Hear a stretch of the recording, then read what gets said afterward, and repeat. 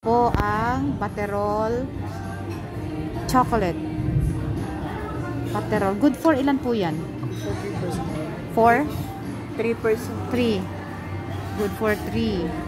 That's pure chocolate. Wow! Kakao! Wow! Kasi na maliliit kami, yung uncle ko may plantation ng kakao. Oo. Yan, Butterol. May plantation siya ng kakao. Tapos kami tagakain ng ano, puti. Tapos yung buto, iluluwa namin. Oo, ibibilad. Bilad yun. Tapos everyday, bibilad. Tapos hapon, tatanggalin. Tapos lulutuin, sasangag. Oo. Tapos gigilingin namin. Ang gilingan noon, yung old style na gilingan, hindi ganun. Ang tagal magiling. Yan na po yung amin, Butterol. Hindi pa. Hindi pa po. Parang ang sarap na inumin Oo, tamang-tama sa maulan. Wow, yan ay powdered milk. Creamer.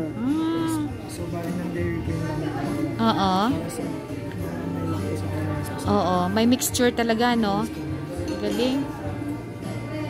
Tsaka brown sugar, oh. Ayun, oh, isang ano siya, oh. Yan, Butterol. Chocolate. Tsaka yung pang sandok, oh. Native na native. Ano to, organic na organic yung pang sandok. Sabi ko nga sa kanya na maliliit kami. Si Uncle B din kasi may taniman ng kakao yun. Kami tagakain ng yung puti. Sinisip-sip namin. Yung buto, ibibilad yun. Bago isasangag. Tapos, yan na. Gigilingin. So, bawat buhos, halo muna. Galing, yun ang ano niya. Yun ang kanyang, yun ang kanyang technique. Yung panghalo mo ganito? Oo. Oh. Butterol. Hindi po yung pamukpok,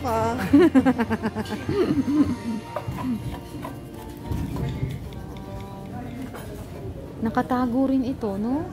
Yung thinking, pinunta namin kagabi yung lime and basil. Nakatago rin. Yun nga rin pong daughter, the farmer's daughter. Dito rin. Tago din eh. Tago na. Pero 4:30 pa lang sarado. Oo.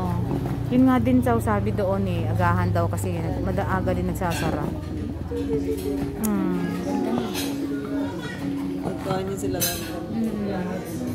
That's Butterol, coffee, choco, hot choco. Ay, sarap. Yan, sarap. Chef.